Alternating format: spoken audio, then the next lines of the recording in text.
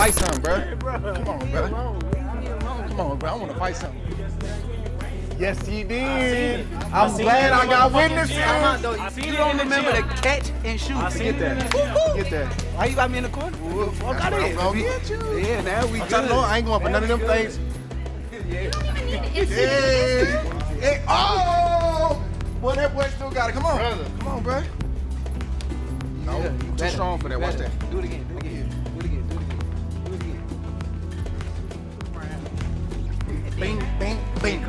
The kid coming up, Dre was the person I wanted to be like. He was the last person to win the Olympic gold medal, so for me, it was like I wanted to be the next person to win the Olympic gold medal, and I kind of watched all of his tapes. I studied him like every day faithfully, and he played a tremendous part on my style of boxing. Now, it's always been a lot of talk. I always be talking a lot of like smack to Dre just because I always watched him, like I always been looking up to him forever, so now it's like, I just want him to get in the ring and like teach me a few things. I'm not like trying to go crazy, but I just want to be able to say I got in the ring with Andre Ward. This time, the energy inside camp is different. He jumps up to 140 with no drama, no mass chasing, just the conviction that talents pay the bills. He is calmer, sharper, and almost surgical. He is thinking back on disappointments, the De Los Santos moment, the Ruben Villa defeats, and how doubt attempted to infiltrate. However, you can hear how those experiences shaped his current perspective. Instead of running, Shakur discussed meeting Zapita in the middle, about wanting to rule rather than merely prevail. And for anyone on the other side of him, that evolution is frightening. I just know it's my time. All I see is the destination that I'm trying to get to. I think I'm the smartest fighter on the planet Earth. I don't just beat guys. I'm the type of fighter that dominates people. I'm gonna beat the shit out of you. You better be ready, boy.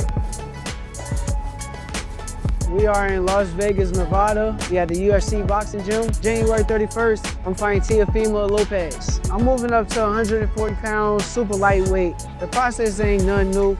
I'm not trying to put on all that muscle and all that extra shit they keep talking about. Skills pay the bills, and that's what's gonna show up on fight. Looking forward to this here fight with Teofimo. I know we can guarantee you for sure, 100% he's gonna be ready.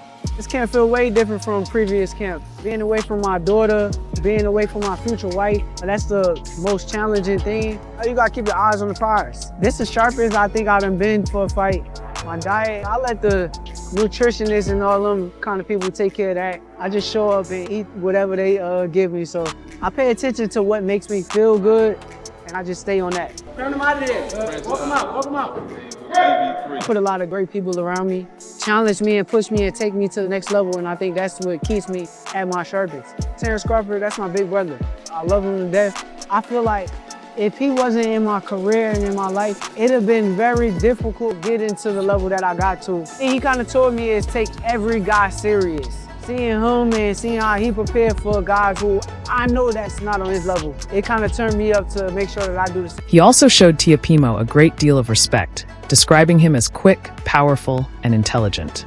But when he brought up that sparring video and claimed it was deceptive, you could sense the tension.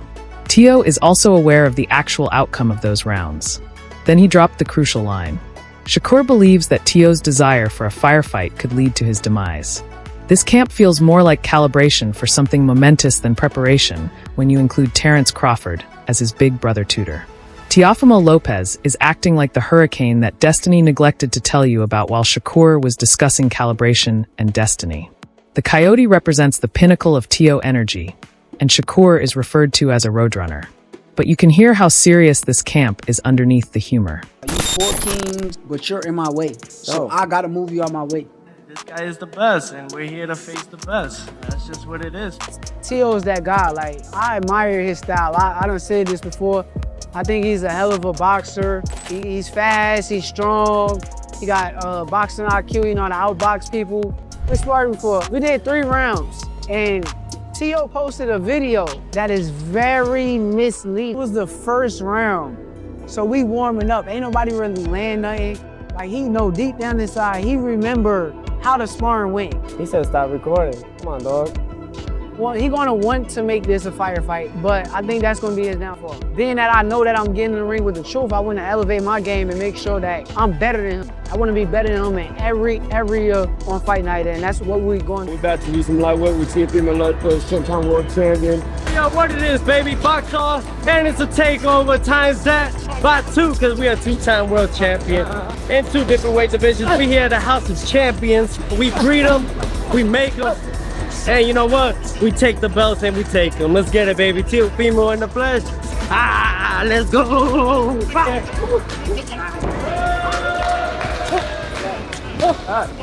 He talks about swimming, late-night glove rounds without pauses, constant conditioning, and pushing boundaries to discover where they break. Teo's father leaps in like the ultimate hype machine, claiming that this child was destined for this from the start and was outperforming adult players at the age of 13. To be honest, that explains the assurance. Teo continues to portray himself as the underdog against the favorite in the boxing world. And it sounds like he has a huge chip on his shoulder. He continues to carry on the Lomachenko tradition. The politics, the scars, the health concerns, and using all of it as fuel. It's not simply trash talk.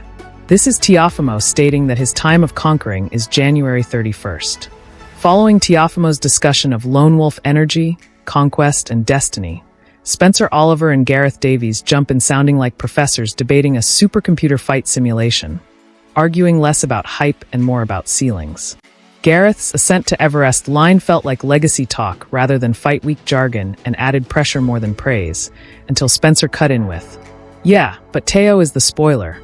A fitting label since Teofimo thrives on disruption rather than playing the hero. Been with him ever since he started boxing, which was at 6. I really knew that he was really good when he started beating professional fighters at 13, 14 years old. Right here. Right hand up there. Right left back. 1, 2. Don't get right. I got it. Get on your gloves. I gotta do it.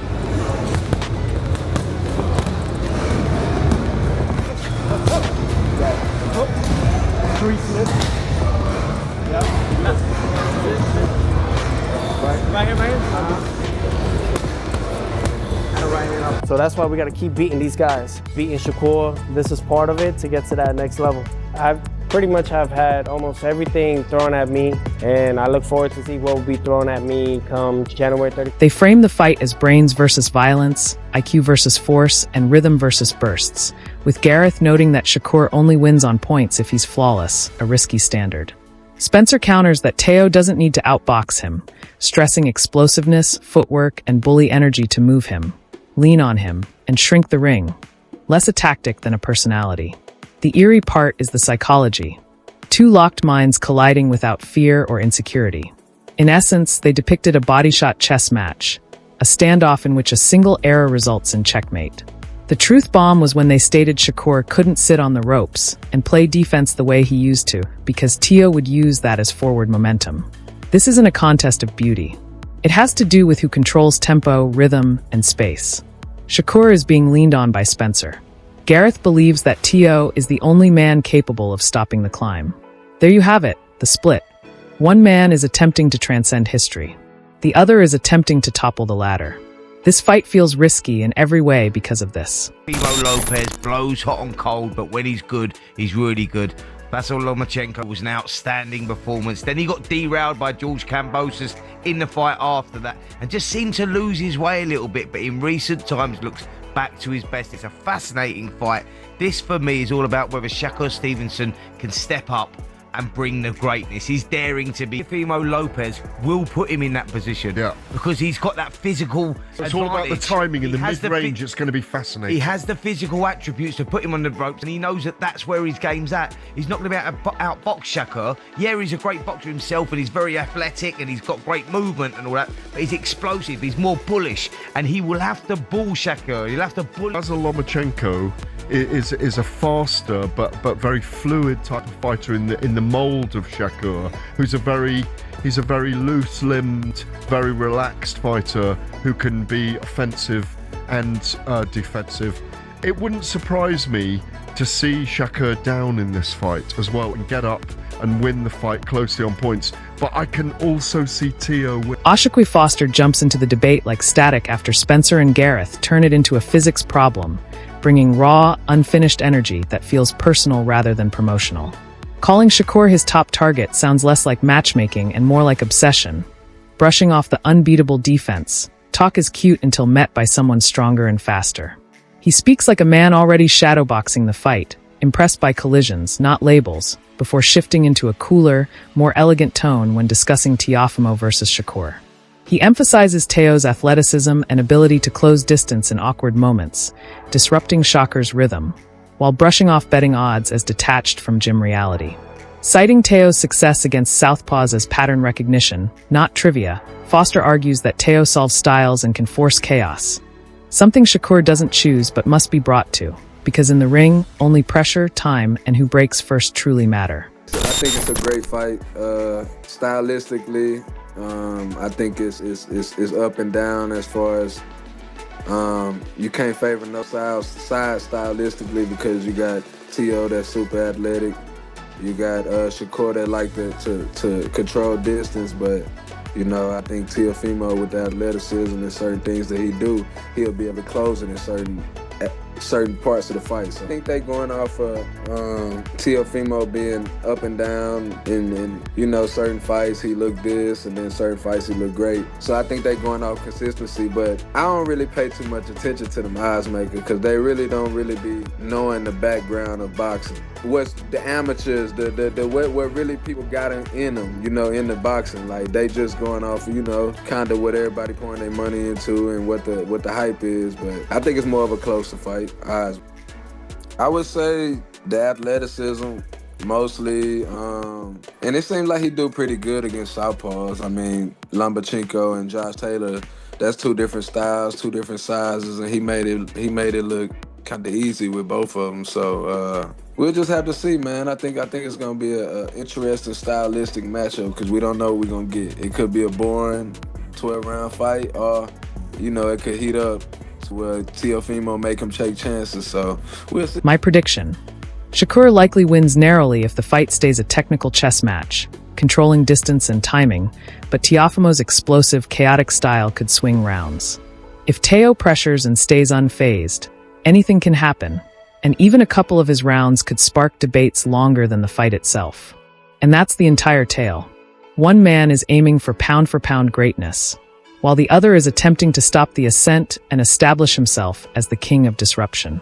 Styles, psychology, youth, ego, IQ, legacy, pressure, chaos, and discipline. This battle has all the makings of a technical masterpiece or a contentious conflict that merits a repeat. Leave a comment with your thoughts. Let's have a serious discussion about this. Remember to always like, share, and subscribe. I'll see you at the next one.